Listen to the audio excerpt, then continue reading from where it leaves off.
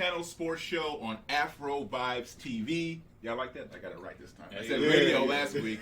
We're on TV. My name is Onye, the one and only. I am joined by Big Low. Yes, sir. Yes, sir. It's your boy Big Low coming down. Nice time. And to my left side, the phenomenal one. Oh, yeah. Chris, what's up, bro? Best nickname in sports. All right. What's good? And just so you guys know, I came up with a nickname, and I goodness. gave it to him. So, yes, it is the best nickname in sports. All right. So, what we're going to do now in the Nuchannel Sports Show is we're going to ask a question about two countries and whether or not they can get to a title in a particular sport. Countries? Continents? What are we talking about? We're talking about the United States, Okay. and we're talking about Africa. Okay. Oh, So okay. the whole continent. Whole continent. the whole continent. Okay. I messed up already. Okay. So, can a U.S. soccer team or an Africa soccer team win a World Cup in the next 20 years? It's tough. Because at this point, you would have thought it would come close. Other than the first World Cup, I think it was 1950. I could be wrong. I think it was 1950. Other than the very first... 1930. 1930. Yeah. Other than the first one or a couple of them, USA was competitive, but that's when it wasn't as big as it is now. But no African team has gotten to a semifinals. Now, for the country of Ghana, they were this close. If you guys remember, it's called the greatest World Cup game of all time. Some people call it that. The greatest World Cup game of all time with Ghana versus Uruguay.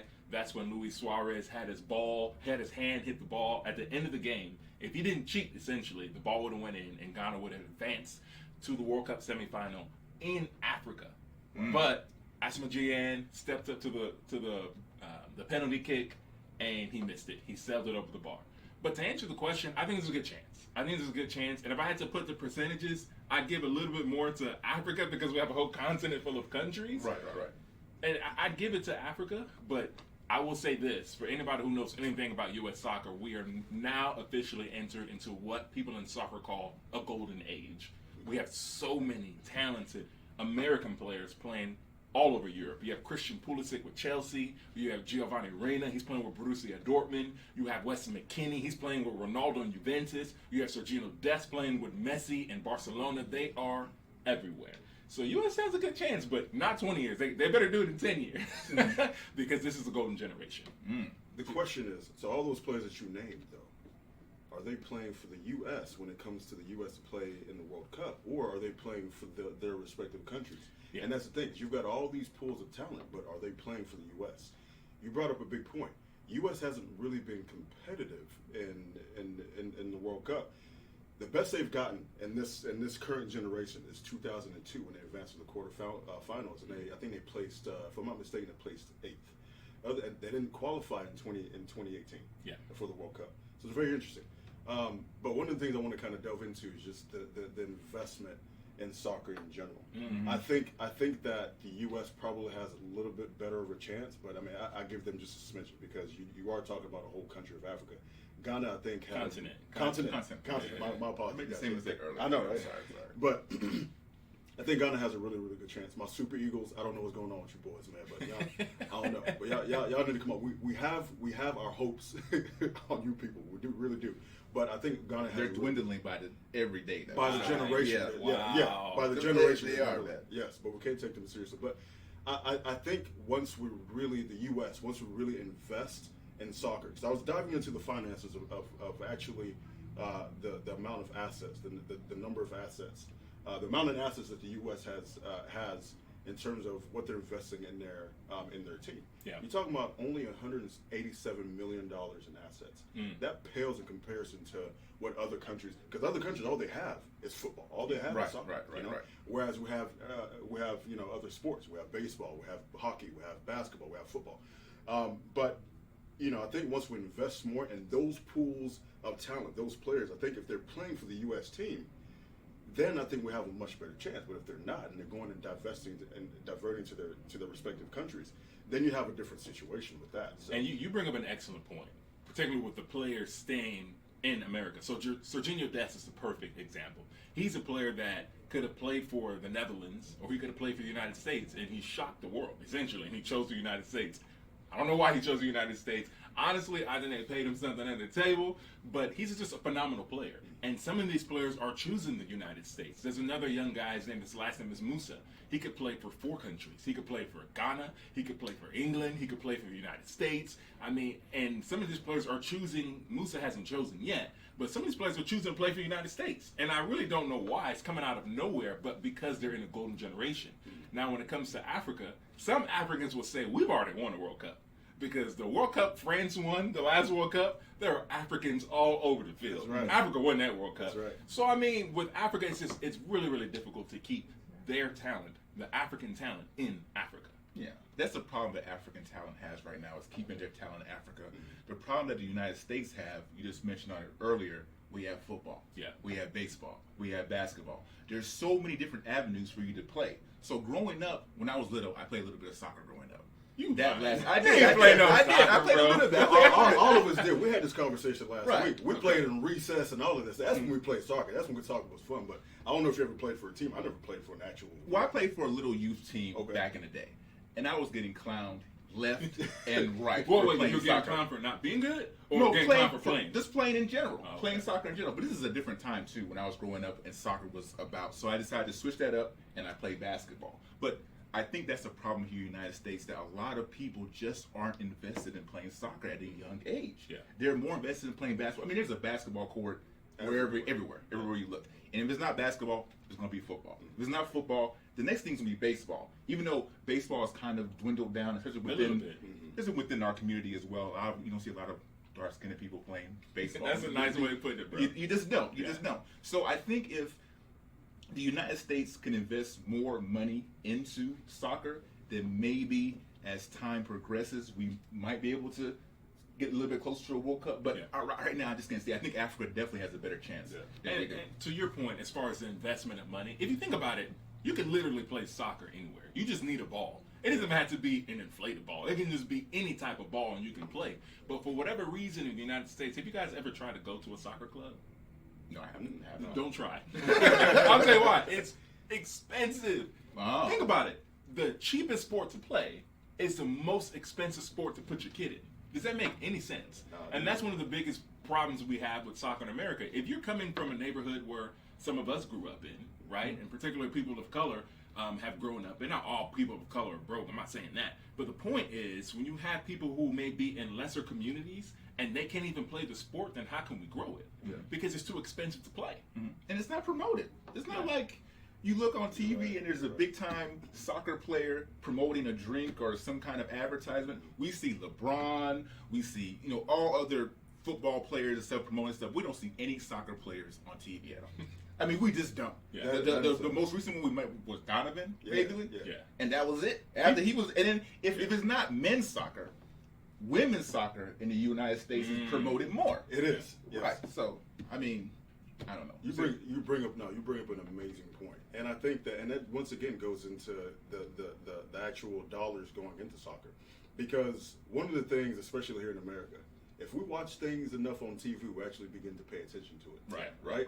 And I mean, men's soccer is kind of forgotten here in the United States just because it is not promoted. When you think about soccer in the United States, my mind actually goes straight to the women's national team. Right. They're the most popular. They absolutely. But there's nothing wrong with that. No, absolutely wrong with that. No, there's nothing wrong with that at all. But I think they can be promoted more because they are legitimate superstars here in our state. I like that. But they don't think they are promoted enough. That's another topic. But women's soccer within the United States, they don't think they're promoted enough as far as with the men.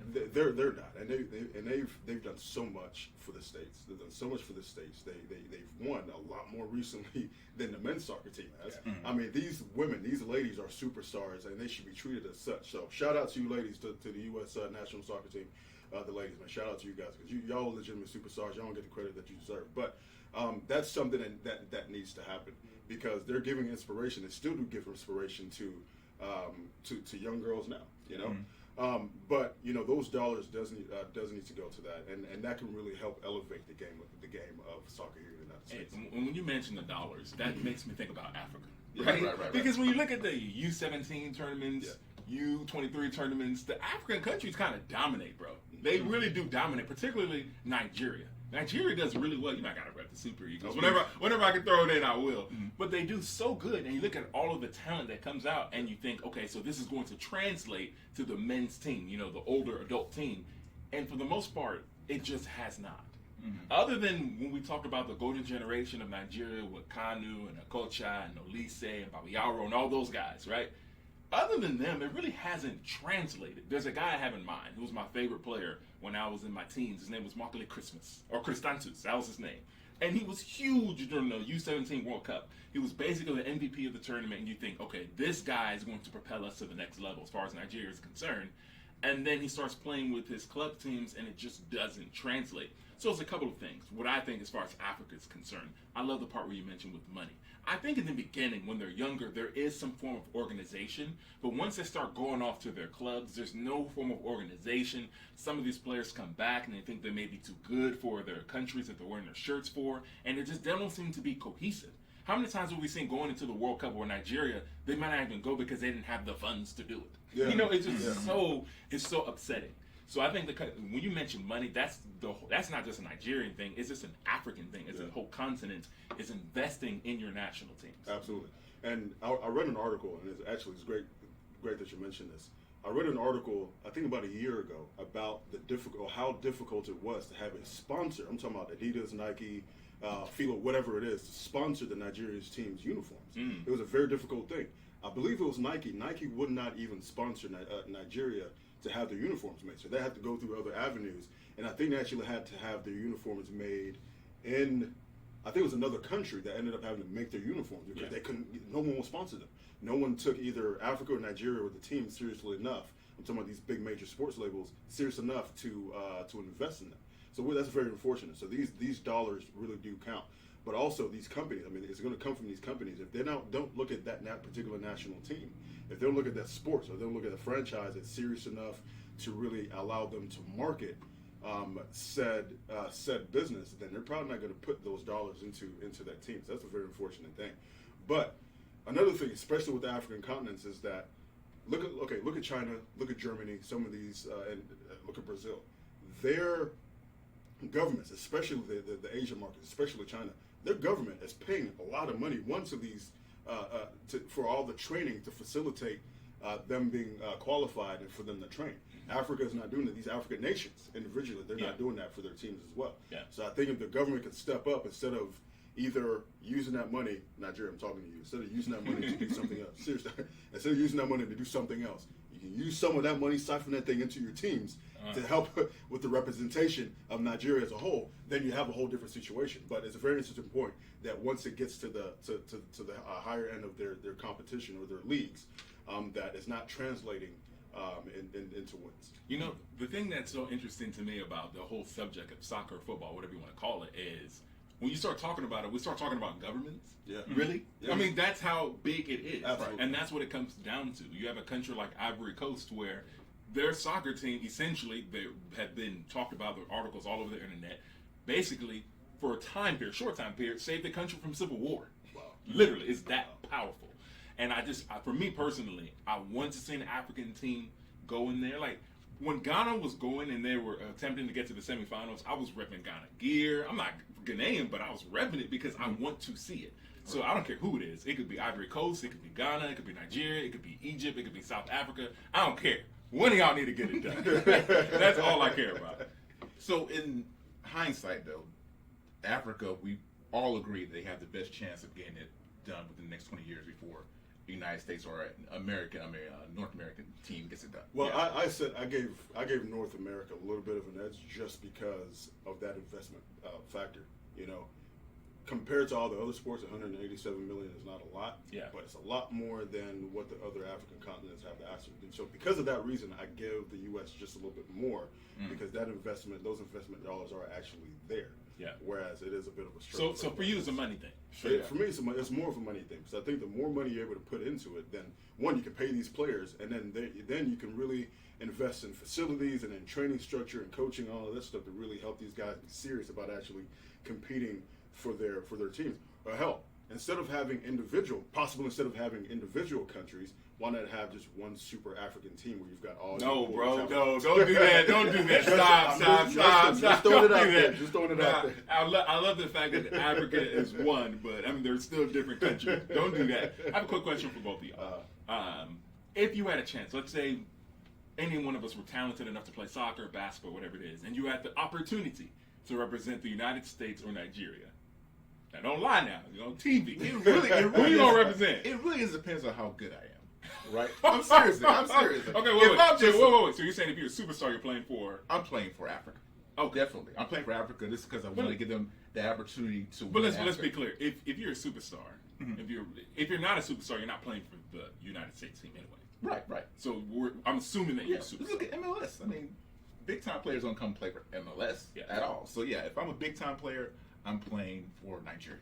Okay. I would, if I had the opportunity, I would represent both. So one opportunity, the World Cup, it's every 4 years. So you're locked in though, so you can't. Oh, so you can't. Oh, you can't do both. Well, you can when you're younger, right? Oh, okay. So when you can play the U17s for United States and then switch it for the national team. But once you make that jump, once you make that switch, you can't go back. That's a wrap. Oh, okay, I got you. Okay. Well, then I'll represent my home country. Yeah. You just got to, because especially with the dynamic you have going on now, where you're not winning, or it's not as strong as it should be. I'm going to divest all my talents that I can, so that we can actually make a push. Y'all want to be real with y'all? Mm-hmm. I love green, white, and green, but I'll be wearing a red, white, and blue. is that a money thing? It's not. It's just, if I was that talented, and I would represent the red, white, and blue. I'd go back to Nigeria, and then, after I won the World Cup, they can all touch me, like, yeah, he told me. You feel me? But I'm going to rock the red, white, and blue, bro. Mm-hmm. And it's not a hate thing. I mean, I love both countries, but I would rep the red, white, and blue. I'm being honest. Now, if I wasn't as good, if I wasn't a superstar, if I was just a middle league player that could play and make it somewhere, I would play for the United States. That's just me. But if I'm a big time superstar, I'm playing African country. I'm gonna have to represent the home country, man. Yeah. You're a traitor. How am I a traitor? I was born here, bro. And the thing, do you know where we're on? We're on Afro Vibes TV. Okay? You said the USA, this is Afro Vibes TV. Why are you selling? Turn off the TV. All right, I'm done. But here's the reason why I especially have to play for. I was actually born there. Mm-hmm. So it's just like, our son has gone back. Oh. So I have to play. Just like, what is this boy doing? You were born here, now you want to go and play. Right. I've got to go back home. I've got to represent. I got to play, man. Yeah. So I got to do that. Yeah, it will definitely be worse for you, bro. You can't be born there. I can't. Come over here and be like, I'm going to play here. You cannot do that. They'll feel like I forgot. You have forgotten us. That's what's going to happen. That's a good point. You're absolutely right. All right, so basically we're saying that the African countries have a little bit better shot. Well, not for you. As far as finances are concerned. I'm talking about fractions of a percentage. Right. Yeah. So I do look at the MLS as a big factor here to me as well. When you watch MLS and then you look at Premier League football, it's like night and day to me. And to me, that's fine. That can still be the case, but for playing for a club and country is different. So you're right. If I'm going to play for a club, I'm not playing in the MLS unless I'm the beginning of my journey. Mm-hmm. Once I hit a certain point, I want to go to the Premier League. That's just me. I mean, it's an English-speaking area for the Premier League. That's where I want to be, right? Mm-hmm. But it just depends. Like you said, if you're not good enough to play in the Premier League, then you have to go to other countries and play. And that may end up being the MLS, or it could be some country, maybe the Netherlands League, where it's not somewhere you expect to be, but it may be where you have to go. It's a talent thing as well. Yeah. And there's not a lot of talent in MLS at all. If you don't know what MLS is, Major League Soccer. That's what's played here. There's talent, but you just have to understand what type of league it is. Well, when you look at the Premier League and the Champions League or whatever, it's just a more fluent game to it. There's no argument there. We're not arguing here what's a better league. What I'm saying is you have to recognize what type of league the MLS is. The MLS isn't a world-class league, but what it is a league where world-class players can play, develop their skills, and then move on to the bigger leagues. So when they get better. So are you saying, I have you on record, are you saying that the MLS is a developmental league? Is that what you're saying? It is. At this point it is. But it's getting better and better year by year. It can be a point where, like you said, it's all about the dollars. Yeah. If most of the dollars are here, we know what type of pull America has with the ads. Yeah. It could become a big-time league in 50 years. It's not impossible. But that's the problem there to me. I think that as far as America's concerned, they're not putting enough into the MLS. Because but it's all about the money. If they're not getting the money back, then why would you do it? Yeah, you're right. So I mean, so now let's really think about this. I mean, from television shows to movies to hell, even ESPN, right? When you have your panelists, they're former former baseball players, former basketball players, former football. I said football already. Former baseball players. Hell, you even have some former hockey players. Yeah. But you don't have anybody that's representing MLS. You don't have anybody. You have a few. But you're right. You don't see them but you got to be real though. You don't watch the MLS. That's true. So that's very they're true. only on when the MLS is on. And Someone could walk in right now for MLS. You wouldn't even know who it was. You're absolutely right. Yeah. So, okay. So that is a little breakdown of whether or not the United States soccer team or African soccer team can win a World Cup in the next 20 years. When we come back on Afro Vibes TV, we are going to discuss what is the most exciting play in sports.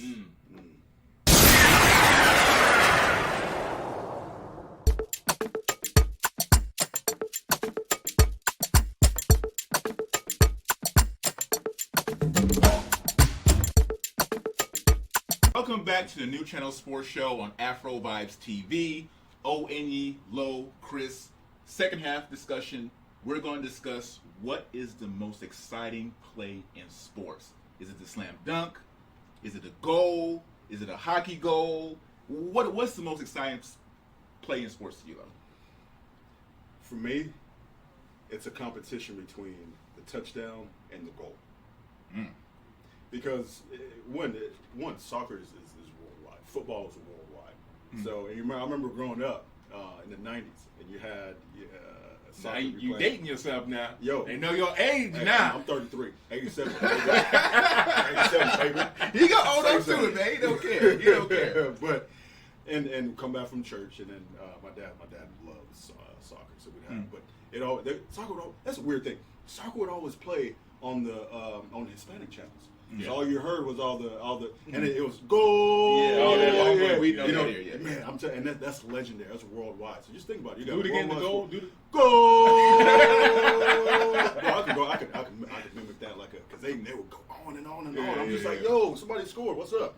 But the touchdown, man, the touchdown, because you can celebrate in so many different ways.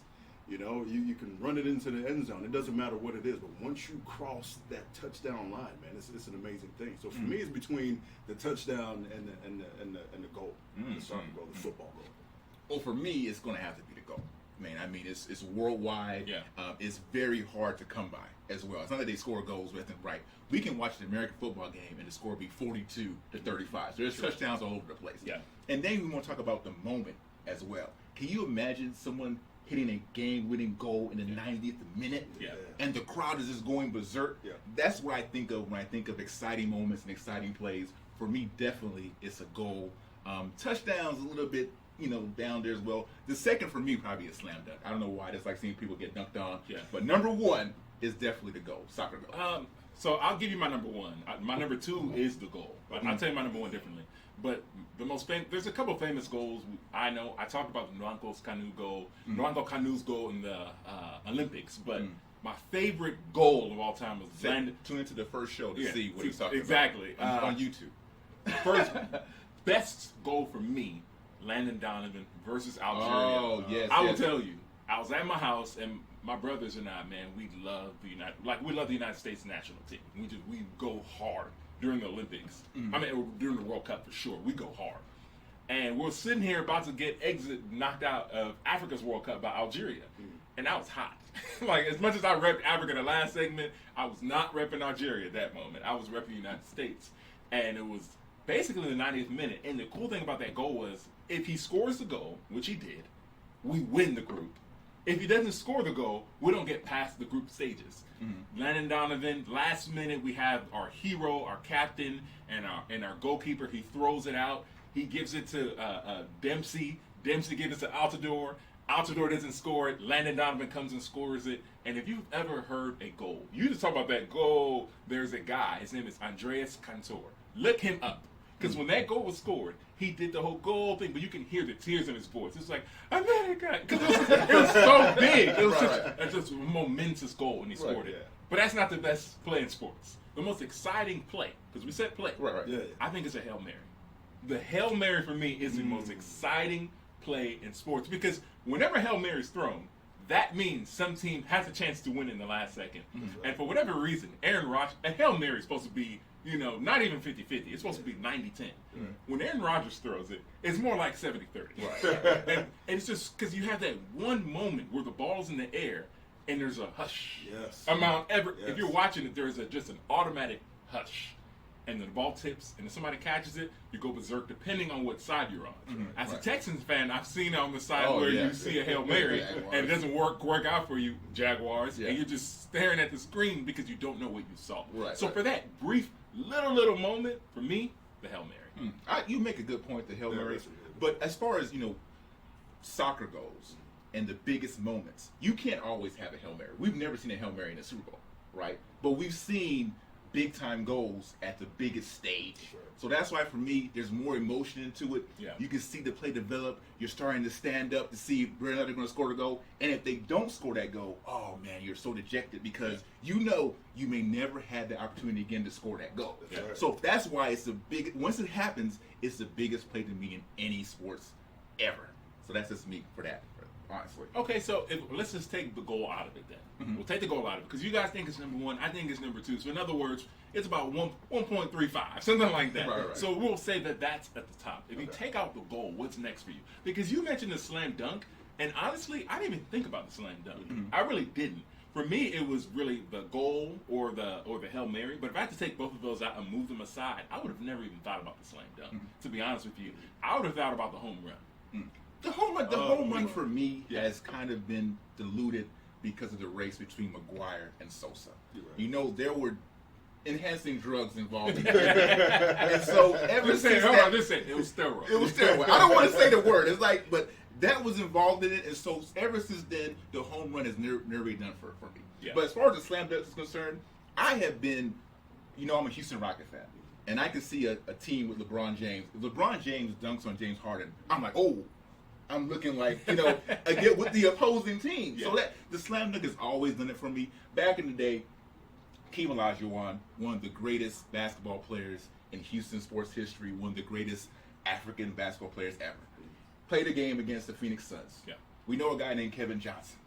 Kevin Johnson came to the lane and dunked on Hakeem Olajuwon's face. One of the greatest dunks I've ever seen in my life. And it was a playoff game. I went berserk. I love you, Hakeem. I do, but you got dunked on. I'm just saying, for me personally, the dunk. And I could dunk at one point in time. I've never scored a dunk. Hold on. You can dunk. Hey, don't play yourself. Don't play yourself on AfroVice TV. There was a point in time where I had some house I could dunk, and I was dunking on folks. I was. It was the most exhilarating thing to me ever. So for me, the second is definitely the slam dunk. I like that. And think about it like this, because I remember in high school, one of my friends, the guy's about 5'11", 6 foot, and he was dunking his ass off. This guy was the best player at the school at the time. He's only 5'11", 6 foot. And you see things like that, because typically when people dunk, you're 6'4", you're 6'3", whatever it is, you're 6'5", you're going up and dunking. But to see somebody who's not that tall go up and rise it up and just slam it, it's not barely, I'm talking about he's jaying it up. I can see what you mean with that. Now here's another underrated score. Underrated. How about the hole-in-one? Ooh. How about the hole-in-one? That's a good Now, one. people in golf are very quiet, but just think about the percentages of how difficult it is. I mean, That's you've true. got a wide array of green, and you've just got a small hole for an even smaller ball to get into. Right. Imagine the percentages that it takes to get a hole-in-one. So that's another underrated one right there. And you bring up a good point. I don't know if I would go with the hole-in-one, because I would just go when you're on the 18th hole, and it's the 72nd hole on a Sunday, and you got Tiger in that red shirt, and y'all know what that means, Yes, sir. or Phil Mickelson, and it's just that moment where they're making a putt to win a major. That's exhilarating. Yes, and it now, as you bring it up so perfectly, because right now the Masters are on. It's going on right The now. Masters are going on, and Tiger's in the Tiger's prime. bowling. Tiger's He's kind of out of contention right now. At that first day, he was in there, but he's Okay. kind of out of it right now. Well, But- either way, Right. the point is the Masters is going on, and there's, in my opinion, in golf, there's no tournament like the Masters. So I like how you bring that up. I think that's a really good point. The reason why I brought up the home run is the most. I always talk about the most famous plays because that's just what's relevant to me.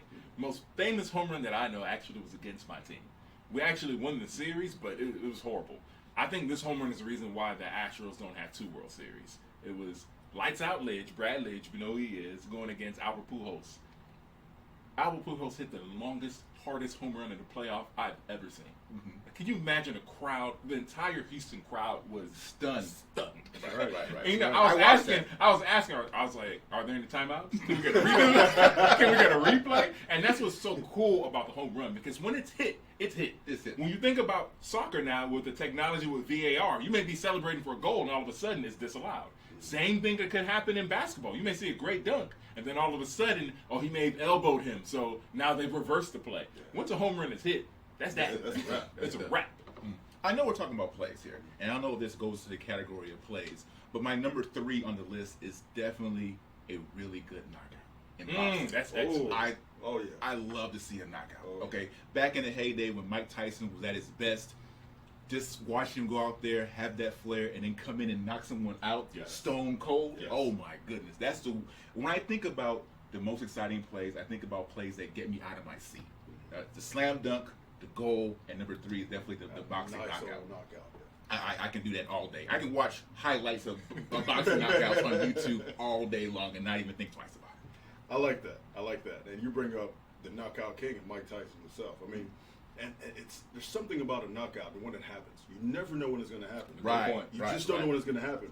But that fighter knows when he's getting ready to do it because he's setting you up. He's setting you up. He's jabbing. He's moving around. He's setting you up with a couple of different moves. And then all of a sudden it comes with and it stuns you. It takes you out. And before you know it, your body just collapses on the ground. Mm-hmm. So that is a really good one. You know, that's perfect, to be honest with you. And I like what Lo said, is because you never know when it's coming. Right. Boxing is one of those sports where if you get up during the middle of a round, when you come back, it could be over. Yeah. And that's what makes that sport such, because it could be over in 3 minutes. That's why I hate boxing pay-per-view, by the way. No, because the last time I paid for a boxing pay-per-view, it was like a 1 round. And it was a knockout, and I paid all that money for nothing. But for me, the reason why I like the point of the knockout is, you never know when it's coming. Yeah, it's great, but it's the moment when it happens that, it hits your soul. It hits your soul. You know what I'm saying? Yes. I love that. Yeah, and that's why it's my top 3, definitely. The knockout, the goal, and the slam dunk. Those are definitely it for me as well. Can I give y'all one? This one we're not going to agree with because I actually hate it. I hate it. But you can't get around that it's a very exciting play. It's a game-winning field goal in football. You know, I was thinking No. that. I was thinking the exact same. I was going to bring it up. I was thinking the exact same thing because just like in soccer, just like the Hail Mary, everything rises and falls with that kick. Perfect. And how many times has that kicker disappointed us, right? With the miss. Yeah. Or how many times has that game been won and that kicker is the savior? I think the kicker is the football, I'm talking about American football, he's the only player that you can love or hate. Instantly. Absolutely. Good. But I mean, is that really exciting though? Maybe there's another word for it, but it's not an exciting play.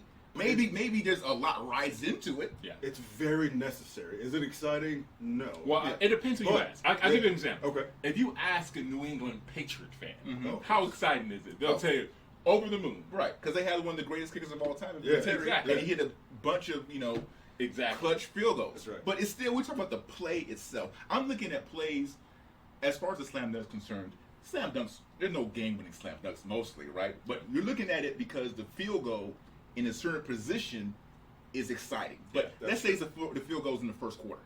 Okay. Well, You no hit a matter field what, goal. but that's why we have to put perspective into it. That's right. I'm not talking about a first quarter field goal. I'm talking about a field goal to win a game. But I'll give you this. At least I haven't. Never in my life have I Googled Adam Vinatieri game. Like, I'm never going to do that. Nobody unless I lived in the Boston area, I'd do that. So I hear your point. Yeah. But if a Houston team, right? We live in Houston. If a Houston team had a game-winning Super Bowl where there was a game-winning field goal, I'd Google that thing every day. Right. I'm just being honest with you. Well, my point is that you can have a knockout in the first round. Exciting. Yeah. Knockout in the 12th round. Exciting. You can have a slam dunk in the first 10 seconds of the game. If LeBron is dunking on whoever, it's exciting. A goal. You can have a goal in the first couple of seconds of a game is exciting. True. A field goal in the first couple of the seconds of the game is not exciting, bro. Oh, I agree with you. Okay. Because no one grows up wanting to be Adam Vinatieri. No, they don't. No one does. Yeah, man, When- maybe now. I highly doubt that. I'll give it to you because some kid out there, my apologies, but some kid out there wants to be Adam. Well, probably because he has no other choice. He's too small. Wow. Can't play, can't. Wow. You are poo-pooing on kickers right now. Are we doing this again? I'm not poo-pooing. I'm just saying, sometimes you just See, the Sometimes problem it is what it is Look, sometimes. That's what I'm saying. Lo doesn't say. That's why Lo gets the most hate mail. That's why you get the most hate mail. Look. Y'all are kickers are critical. I'm not. That job is very important. So I don't poo-poo on kickers because think about it too. That is a high pressure situation, Right. And I don't poo-poo on kickers because think about it. The technique that goes into that little shimmy that they do when they walk back. No, I'm serious. They walk back and then they take that side to side step and then come back, do that little shimmy and then go and kick that ball. You got to make sure that. That holder has to make sure that they spin the ball so that the laces aren't facing the kicker. It has to face away from him so that it doesn't change the trajectory of the ball. It's a very high pressure situation every time that you kick a field goal and every time that you kick that 3-point. So it's and I think that's probably really and truly out of everything that we're talking about, that's the highest pressure situation at every second. In every single sport because you live or you die by that kicker. Yeah. So it's a very important job. But with that being said, when LeBron dunks, every kid's gonna say, "Hey, I want to be like LeBron." Yeah. Right. When a home run is hit, every kid wants to be Mark Grier or Sammy Sosa. Well, not now. Well, not now, but at that time, right? Yeah, Before at that all time. the juice and stuff. Right. When a touchdown is scored, everybody wants to be Adrian Peterson, Ezekiel Elliott, or Tom Brady, right? But no one wants to necessarily be Adam Vinatieri. It's not exciting, bro. It's not exciting. It's not. So Lo just said if you're a kicker, don't be a kicker. Yeah. There's no point. That's the exact opposite of what I Well, you know what? If I had the final vote here, I think that's what you're saying, Lo. I think anybody out there wants to be a kicker, go ahead and be a kicker. Yeah. That makes you happy. Be a kicker. We need more kickers, I guess. Yeah. So do that. And if you have a problem, feel free to hit Lo. Mhm. Hit lower. Don't hit me up. Hit me hit up. lower. Hit lower. That's all low. I'm ready. All right. So we're coming to the end of our show. We have a brand new segment. We're going to do a little 2-minute drill. All right. For you guys that don't know, 2-minute drills are in NFL. The last 2 minutes of the game, teams try to score. So we're going to ask a rapid question little thing here in the last 2 minutes. Rapid fire. Love Okay. it, love it. So here it is. What is more desirable place to coach? Houston Texans or the Atlanta Falcons? Lo, I'll let you take that first. Oh my God, this is difficult. Mm. Atlanta Falcons. Houston Texans, Deshaun Watson. They got Deshaun Watson. I'll go with the Texans because of Deshaun Watson. All right, that's my thing too. After Thursday Night Football, who do you think will win the AFC South? The Titans or the Colts? Oh. Before Thursday night? I would have been the Titans. After Thursday night, I'm taking the Colts. I'm going with the Titans myself, though. I'm going with the Colts. Okay. Who are you taking for the rest of the season? Josh Allen or Tua Tagovailoa? Ooh. Real quick, I gotta give Lo some credit because coming into the season, you kept saying, watch out for the Miami Dolphins. Yeah, on the and podcast you were saying because that. of Lo, I'm going with Josh Allen. Juke. I'm going to go with Josh Allen as well, but Tua Tagovailoa has really impressed me so far this season. Yeah, Remember last week's show? I went 5-1 on my picks. you did. I did, right? You did. Trust me. Trust me. All right. All right. I'm taking Josh out. All right, so we got like 10 seconds left. The last question is, who is your NFL MVP right now today? Gotta go with Russell Wilson. He had a bad week, but I'll still give it to him. Yeah. Russell Wilson. Yeah. My opinion has changed. I'm going more so with Patrick Mahomes right now. Okay. Russell Wilson was there, but he had a bad week, so I'm going Patrick Mahomes right now. All right. This has been the Nuchannel Sports Show on Afro Vibes TV. The one and only Onye, Big Lo, and the phenomenal one, Chris. Join us again next week, same time, same channel.